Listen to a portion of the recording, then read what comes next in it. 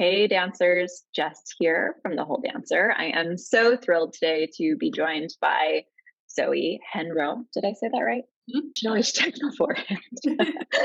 Who is the artistic director of Ballet Co.Laboratory. I love talking to artistic directors because I think that dancers need that insight from the other side of things. Because a lot of Mhm. times we're curious but scared to ask the questions ourselves if we're in the position of still pursuing dance. So I love to have artistic director insights, and I'm just thrilled to connect with you because you've created a company that is, I would say, not following the old school grain that hasn't necessarily been the best for dancers. Yeah. So needed.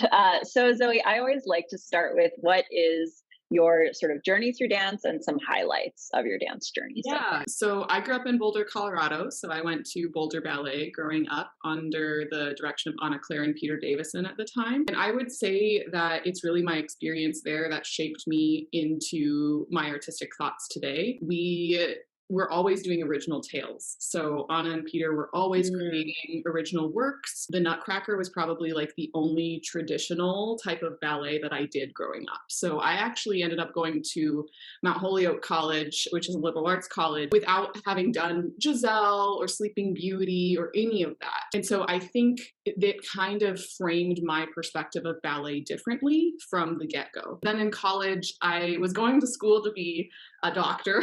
So I did all my pre med requirements, took the MCAT, all of that, but I kind of fell back in love with dance as a total mm, art form in college. I spent a lot of my previous years before that doing only ballet and had the privilege of working on some Cunningham work, Mark Morris, doing some different contemporary works, and that really opened up my world as a dancer.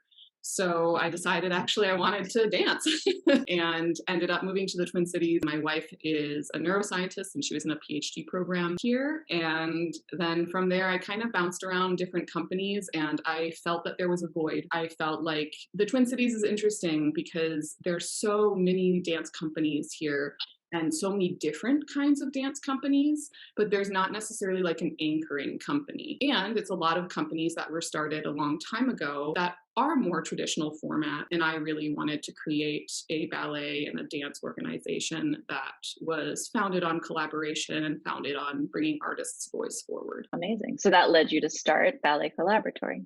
Yeah, yeah. So I'd been working with a couple different organizations before, and I would actually say a lot of my skills in being like a pre-med student kind of prepared me for all of the hats that you have to wear in a nonprofit organization. So in 2018, unfortunately, a bunch of artists and myself found ourselves without a company home suddenly. Hmm. And we had two options. One was like move on, do something else. And then the other was to stay together. And I'm forever in the debt of those artists who decided to follow me and the students who decided to follow us because they really created what Ballet Collaboratory is today. I love it. So tell me, what about Ballet Collaboratory is different? What kind of environment do you Yeah. hope to create for dancers, or have you created for dancers? Yeah, definitely. So we are a professional company and school located in St. Paul, Minnesota. What makes us really different is that we're artist driven. So while I'm artistic director, I also dance with the company and I teach in the school and I teach in our drop in program. But then all of our artists have a contract as an artist as well as a contract as an administrator. And what we really believe in is paying dancers to train not only in dance, but also in arts administration so that they have a plan B, right? As dancers, you never Mhm. know when your last performance is going to be or when your body is just going to decide, oh, I don't know if I can keep up with this schedule. It's rigorous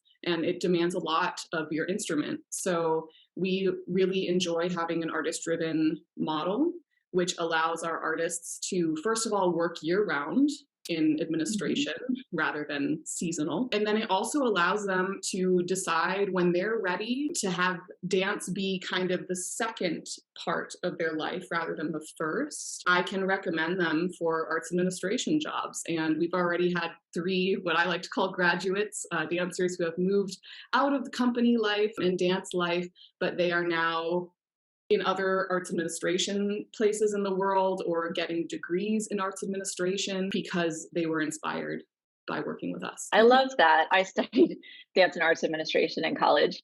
And at the time, I mean, I had to do it because my mother told me I had to do it. She said, Sure. you can do dance in college, but you have to like pick the path that actually has Something else other too. classes attached to it. I was like, okay, cool. So always I was like, I would never do anything with like, with this. But as I've gotten older, I've kind of been like, maybe at some point this would be something that I would get into. I think it's so important to have artists in arts organizations who like understand the artist point of view. I think a lot of struggles or maybe like tiffs, tete-a-tetes that happen between administrators and artists is the fact that they don't understand each other, each other's languages, each other's lifestyles, and so resentment forms. And what I really love is, myself and my managing director, we have weekly meetings with the entire company and we talk about everything having to do with the organization. And I just think that brings the art to the center of the space rather than, of course, budgets are important. Of course, this is important. There are all these things that play together. But for us, the artist driven model really allows the voices of the artists to be centered within our work. And I think that that's what allows an organization to have a long lifespan because everyone feels like they have a voice. Everyone feels like they're an integral member of a larger group. So, when we brainstorm with everyone about ideas. If I'm like, oh, I'm having a hard time coming up with our contemporary bill, does anybody have some ideas? People will throw out choreographers they've worked with or that they'd like to work with, or maybe different narrative ideas. Since we don't restage classical traditional tales, we bring new narratives to the stage. And even within the rehearsal process too, maybe I'll come in with some notes of like, I'm looking for this arc and then I need something to go down and then back up. And then I kind of throw it to them and we workshop it all together. And I just think that at the end of the day, when we're all on stage or front of house after a performance, we know that everyone made it happen and it wasn't one hand. That's beautiful. It's just so needed. It is so different from so many companies. I remember meetings with like the executive director when I was dancing professionally where it was just sort of felt like they were talking down to you a little bit and like kind of like you were the kids because we would all be on the floor, of course, and they would just be standing above us. And it's kind of like, is this how it should be? Is this really like what's best for everyone? Right. Probably not. And something I've always said is dancers need to start using their voices from the time they're young, speaking up, asking questions, being allowed to do that and comfortable doing that, because that's the only way that they will be empowered humans as adults. Yeah, and that's totally, that's something that we, of course, have done strategic planning, and the company and our staff are part of that entire process. And we too see it that it starts in the education of a dancer, right? Like even age 3, like maybe you might not think that a 3-year-old could capture that much from a dance class, but I think that they really can, and you can continue to shape the next generation of dancers in the way that you educate them. So we talk a lot with our teaching staff about not passing down trauma that they might have experienced, unfortunately, in their upbringing in the dance world. We have a ton of wellness, from PT to mental health wellness, chiropractic, massage. We want our students to learn that from a young age. This is where our overall kind of campaign for our organization, Move Beyond the Mirror, has really come to fruition. Obviously the mirror has a really, I would say in most dancers, it's a negative place that it holds for a dancer. Yes. You find your reflection is constantly coming back to you, and it's such a vulnerable art form. I mean, you are essentially in a swimsuit every single day in front of a full-length mirror doing really challenging things. So we try to really instill in our students, but then also our company, right? Because everyone's coming with their own story into our space.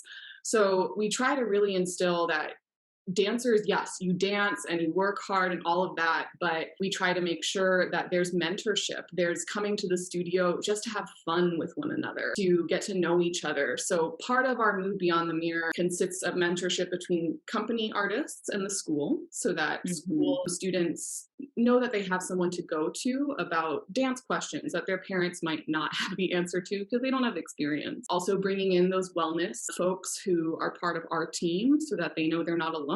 A dancer has a whole team behind them. Yeah. And then also through our classes. So we use a lot of different, I guess, current technologies. You know, we have our upper levels. A lot of times they'll have kind of a set class, but then part of what they do is they teach combinations on rotation to each other. So we're teaching them how to find their voice, be in the front of the room. Even in the company, I do that too. You know, if there is a company member who knows rep that I need set, we're doing this with Snow Queen. I say, well, you know this, you know, I'm going to compensate you for your time to review this. And then you're going to be in front of the room in that studio. I'm going to be in front of the room in this studio. And I just think that it really cultivates a respectful atmosphere because you do get to walk in the shoes of people who are your superior or, you Right. know, who are normally in charge. And I Yeah. think instilling that at a young age and then continuing that is super, super important. I have to go off script for a moment Yeah. and ask you, why do you think it is so hard for the companies that have been around forever to Mhm. change their ways? Because I work with dancers who are in, schools big to small around the world. Some of the big schools are truly the worst in terms of environment and how they're run and how these young people are treated. And somehow it's not, people are like, things are changing, things are changing. And I'm like, but they're not. I mean, some things are, but I hear a lot directly from dancers experiencing it in the present time. So I know a lot of things are not changing. Or, there's companies saying the right thing, but definitely not following through on it. Why do you think that is the case? Well, I think change for anyone is hard. And I also think that change has to happen both ways and it has to happen through trust. And I think that when anyone, right, someone with power versus someone without is looking at trying to change, someone's going to have to give up something. And that's hard. In a way, it's like you have to be okay with relinquishing some of your power or your say. And I think that's hard to do in an organization that's already established. I think also there are generational differences in a Yes. lot of the more established organizations. You know, artistic directors and administrators, ballet masters, they've gone through many different stages in their career, but really, you know, we go back to that educational point. They were educated at a time when the tradition was the thing to hold on to. Yeah. And having someone in power and someone not in power, that's what taught you how to be part of this world. So unlearning almost takes more effort than learning something from scratch. And so that's why when I bring on new artists, our process is quite different. There's the audition, which I invite video and in person because I know that not everyone can fly and spend a weekend somewhere. It's hard. And for some people that just it's the breaking point, right? They already can't come. Mm-hmm. So already that opportunity is stripped from them. I don't want that. So I offer either. We do an interview, which is both artistic and administrative, right? I'm trying to get a sense of what type of team member are you going to be? I think if you ask my dancers what artists I really get interested in, they're kind of diamonds in the rough. Like, Yeah. you know, these artists who have these incredible stories and this just raw passion for dance, they want to learn. And I think that I would rather take a chance on artists who, you know, they're thinking there's a different way to do this and that they're just so passionate about it. That's what I love to see because I think if you don't have the passion for this art form, it's just going to eat you alive. You need to have a sense of humor. You need to be able to step outside of like, okay, pirouettes were not going well today. I'm going to focus on something else that brings me joy and that still allows me to have confidence in myself. And I think that sometimes in those larger companies, you have one role. Mm-hmm. You're an artist, you go do that variation, that's it. Yeah. Now I think a lot of the bigger, you know, personalities and bigger companies, they also have like, okay, what's your public perception? What's Right. your program reel, which is another Mm-hmm. whole thing. Yeah. But for the most part, it's like you're a dancer and that's who you are until you retire and then maybe you become XYZ. I think it's more interesting as a person, a human being, and an artist to try on a couple different hats at a time. And yes, that's fast moving and it can be stressful sometimes, but I think that it just develops you as a whole human being at the same time versus Yeah.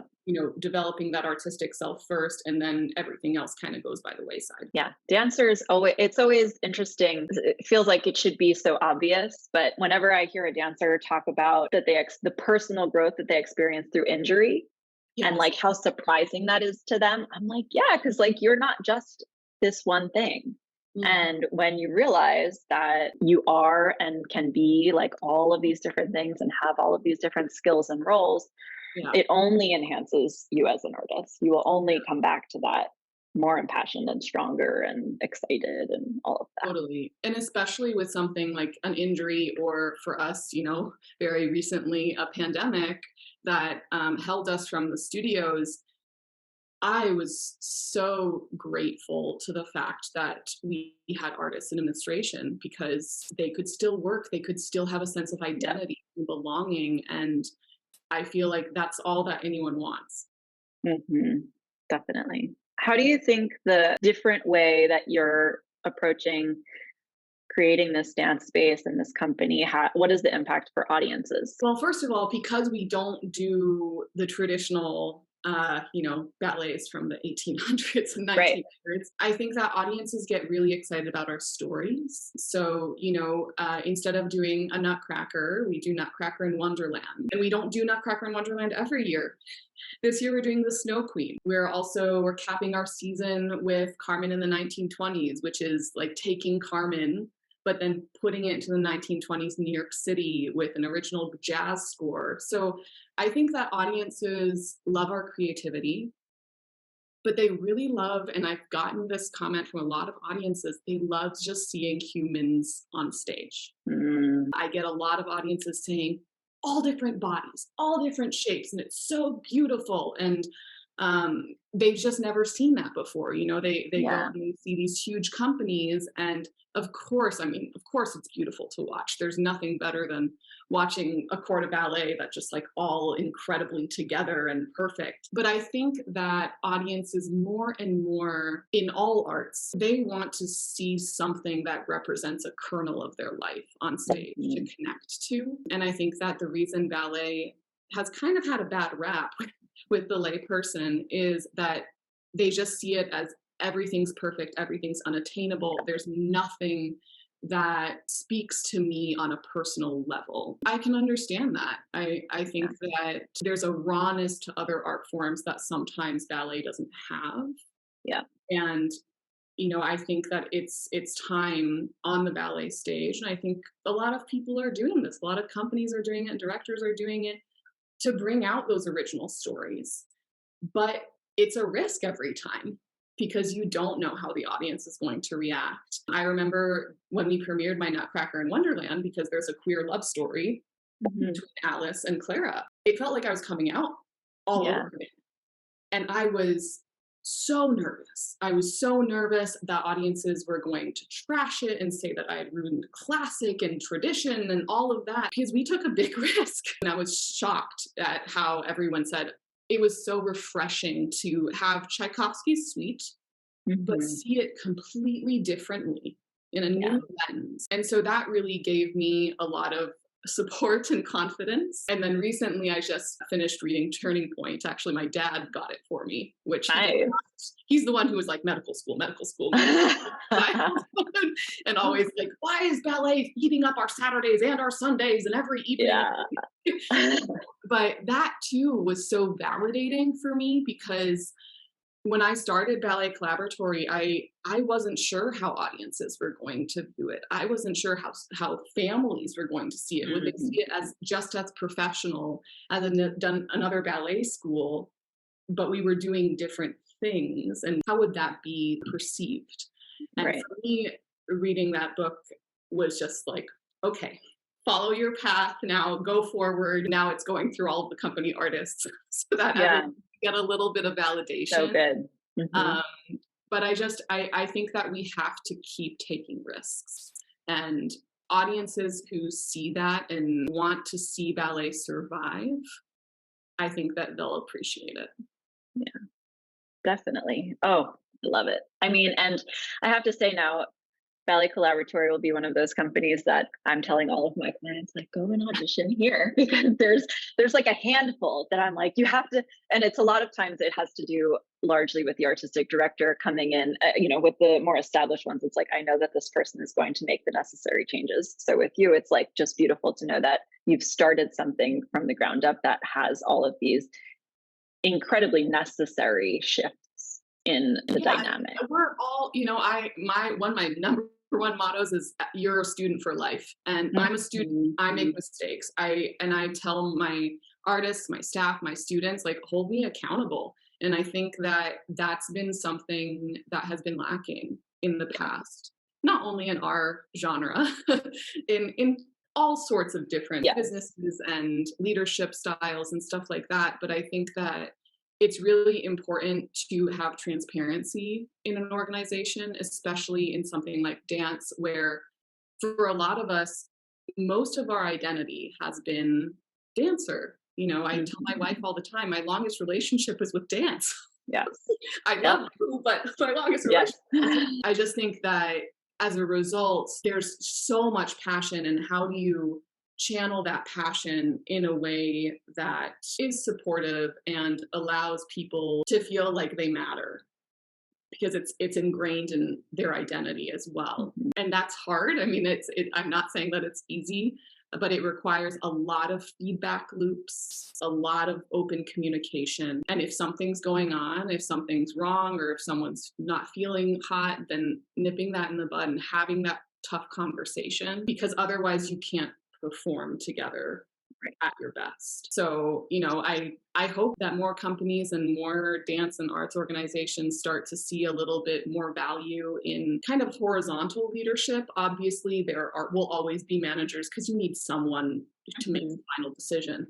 But I think more brains are always better than one. And that's how we can continue to be creative in our art form. And now for the dancers who are interested in dancing with you, are you hiring? When are auditions? All that good stuff. Where should they go to find out more? We kind of have three different parts to our company. The first is our trainee program. So the trainees kind of straddle between the school and the company. I would say they probably dance the most out of any dancer at Ballet Collaboratory, because we're really trying to, it's like a gap year, if you will. We're trying to give them all the tools that they need to understand what the lifestyle of being a professional artist is, while still having that supportive nature of school. I take auditions year round for the traineeship. We typically have between 6 to 8 trainees, but those are dancers who might need a little bit more training under their belts. Maybe they're out of high school, or they've been dancing a little bit, but want to go more professional.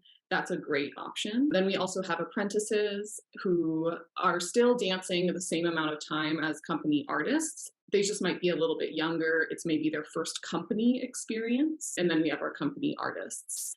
So we're usually a group with all three of those categories between like 18 to 20 dancers total, which is kind of my sweet spot. I think that's a perfect amount to really create some dramatic, large scenes, but also gives everyone enough time to have that solo or duet experience or trio experience, because that's something I also believe in. I believe in casting not only towards a dancer's strengths, but also casting them in a way that's going to challenge them to work on those areas that they need to, which is a little bit different and again, a little bit risky, but because we have the group that we have, I have that opportunity. So for the apprentices and the company artist positions, usually we do start auditions like mid-January, and then I keep them open through mid-March, because we don't have that high of a turnover rate in the company. Happy to say that, a lot of our artists, they choose to stay with us for at least a couple seasons in a row. And we still have a couple founding dancers with us too, entering their 5th season. So it kind of varies on the year, depending on who is moving on or who's staying. And I would say on average, we have a couple contracts between apprentice and art and company artists every season. And then trainees, there's a little bit more of a higher turnover rate, because it's made to be a program to, give them tools, and then they can go on to other companies if that's what their dreams are. Zoe, thank you so much for taking the time to chat. I really appreciate it. And I'm really excited to share this with the whole dancer Yeah. friends community. Yeah, absolutely. Well, I love what you do as well. The company, we always pass around little quotes that you post and things Oh, like I love that. that. So, um, but yeah, I just think we need to make our art form the most welcoming that we can, and it takes some guts. But I think that our new generation of artists and administrators are really ready to take on the challenge. Heck yeah.